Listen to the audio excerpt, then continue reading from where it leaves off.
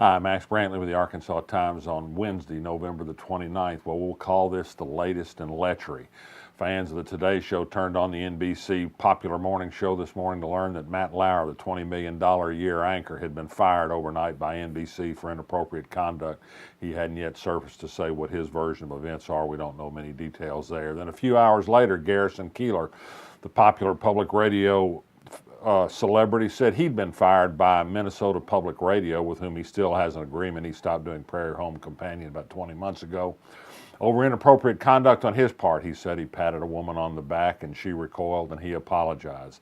This came after he'd written an op-ed piece for the Washington Post defending Al Franken.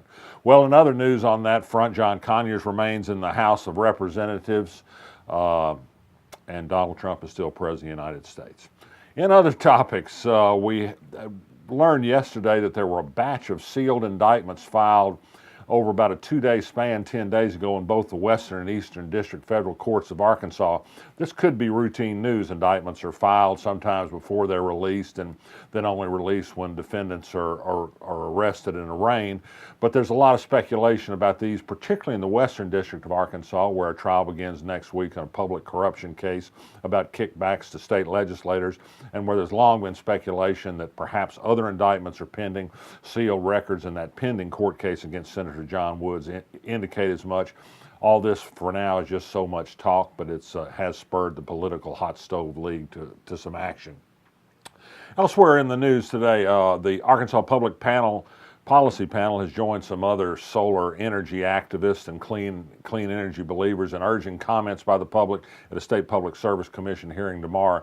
Energy companies in Arkansas, the electric utilities that is, want to reduce the benefits that go to people who generate power for their homes with solar power, want to reduce their benefit. The people who think clean power is a good thing says that we shouldn't be discouraging people from generating solar power. You can be heard at that hearing or file online comments.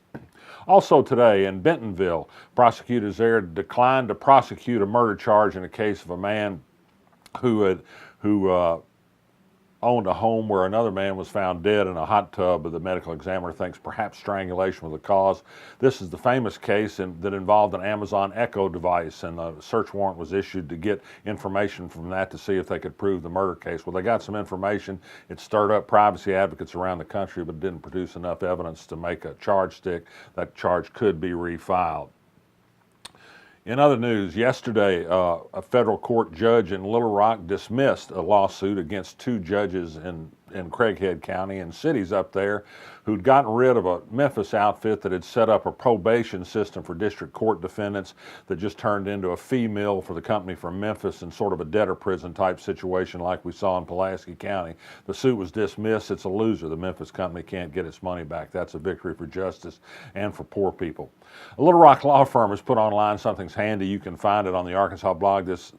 .com. It shows all the potholes in the city of Little Rock. There's 1,600 of them. If you wondered, Markham Street has more potholes than any other major thoroughfare in town.